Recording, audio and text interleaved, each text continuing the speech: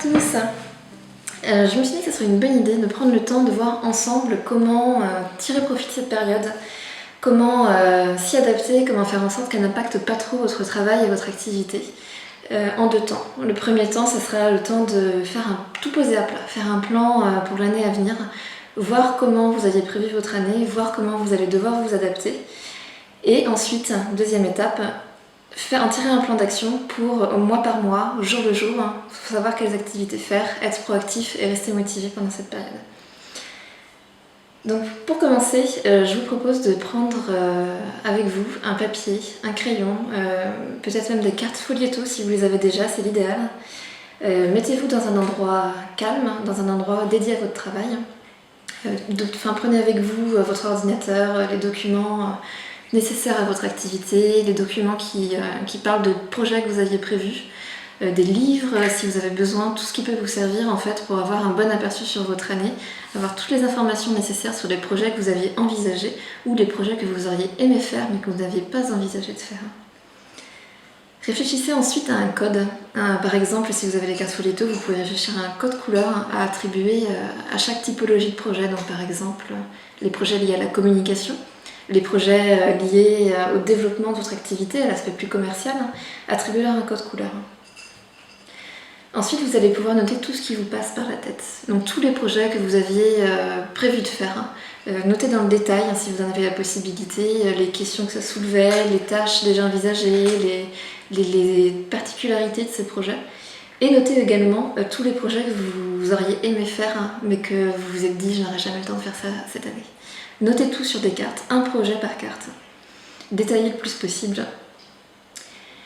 Ensuite, vous allez commencer par étaler toutes ces cartes devant vous, tous ces projets, et essayer de les regrouper. Donc vous allez voir par exemple que certains ont des tâches en commun, certains ne peuvent pas être faits de façon disjointe l'un de l'autre, ou alors doivent être regroupés, parce que tout simplement ils touchent au même sujet.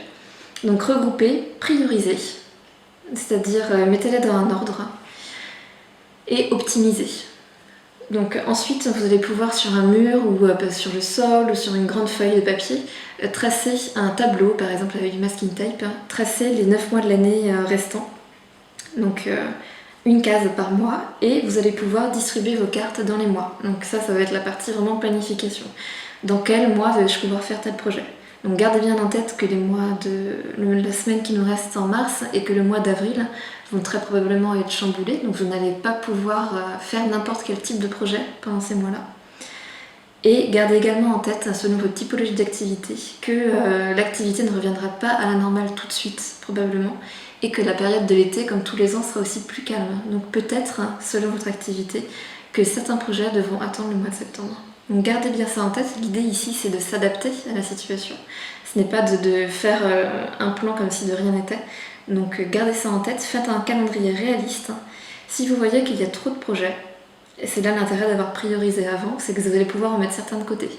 Ne jetez pas les cartes, ne jetez pas les notes que vous avez prises sur ces projets-là, gardez-les pour l'année suivante ou pour un moment où peut-être vous allez avoir un peu plus de temps que vous n'aviez pas anticipé.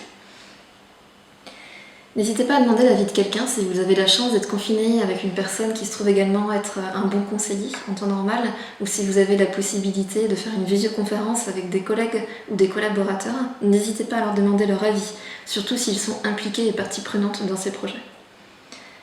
Vous pouvez bien sûr du coup modifier et faire évoluer ce tableau. C'est là tout l'intérêt d'ailleurs de ce système, c'est qu'il va évoluer au fur et à mesure de la situation. Donc n'hésitez pas dès à présent à tester différentes typologies de tableaux, différentes typologies de calendrier. Si vous n'avez pas la possibilité de garder votre mur, votre tableau ainsi, surtout prenez-le en photo avant de l'enlever. Gardez une trace de ce travail.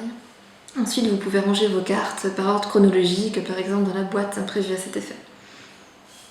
Donc maintenant, on va passer à la deuxième partie, la partie action. Vous allez prendre vos cartes du mois, des semaines à venir, et vous allez, pour ces cartes, pour ces projets, faire la liste de toutes les actions nécessaires. Vous allez ensuite les prioriser. Donc par exemple, dans mon cas, c'était le référencement naturel du site Folieto, le SEO. Donc pour ça, j'ai priorisé toutes les actions, donc c'est-à-dire que j'aurais mis un chiffre de 1 à 4 selon le niveau de priorité, 1 étant le niveau de priorité plus élevé. Il y a aussi certaines choses que vous allez être dans l'obligation de faire avant d'autres choses, hein. Il y a un ordre parfois. Donc vous allez le noter également. Vous allez également noter le temps nécessaire estimé pour chacune de ces actions. Soyez réaliste. N'oubliez pas que vous n'êtes pas un robot et que c'est normal d'avoir des baisses de motivation et que c'est normal de rencontrer des imprévus et des difficultés qui n'ont pas été anticipées. Donc prenez en compte, rajoutez toujours un petit temps supplémentaire et vous allez ainsi obtenir à la fin, une fois que vous aurez pris toutes vos cartes du mois et fait ce travail pour toutes vos cartes du mois, vous allez obtenir votre planning, naturellement votre planning du mois. Donc vous allez commencer par toutes les actions avec le chiffre 1, donc avec le plus haut niveau de priorité, et vous allez continuer ainsi comme ça. Si vous avez du mal à prioriser vos actions, je vous renvoie vers un article sur le blog sur la gestion du temps où il y a plusieurs méthodes de priorisation qui sont évoquées. Donc n'hésitez pas à les utiliser et à combiner tout ça ensemble. Donc vous avez maintenant vos objectifs pour le mois. N'oubliez pas aussi que vous pouvez anticiper certains projets que vous avez mis dans les mois, par exemple le mois de septembre, pour quand l'activité va reprendre. C'est tout aussi important de faire des tâches de fond aujourd'hui, comme par exemple le SEO que vous n'aviez pas envisagé de faire, que d'anticiper la reprise. Faites dès à présent tout ce que vous pouvez faire pour que ce soit prêt au moment où l'activité reprendra.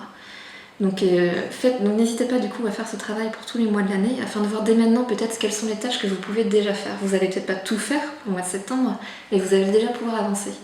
Donc faites cette gigantesque, en gros c'est ça, c'est une gigantesque to-do list pour toute l'année et commencez à voir quelles sont les priorités, vraiment de façon très détaillée.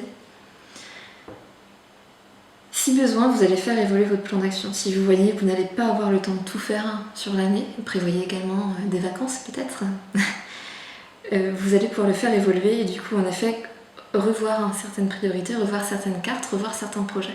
Donc c'est l'avantage de cette solution, de cette méthode, c'est qu'elle est vraiment évolutive. Donc si vous en avez la possibilité, conservez vraiment votre tableau, donc faites-le par exemple dans votre bureau, si vous avez un bureau chez vous, ou sur une grande feuille de papier que vous allez ensuite pouvoir conserver, glisser quelque part et puis ressortir le moment venu. Voilà, donc j'espère que tout ça va vous être utile, que tout ça va vous permettre de vraiment vous motiver au quotidien et de ne pas vous laisser trop démoraliser et trop impacter par toute cette situation.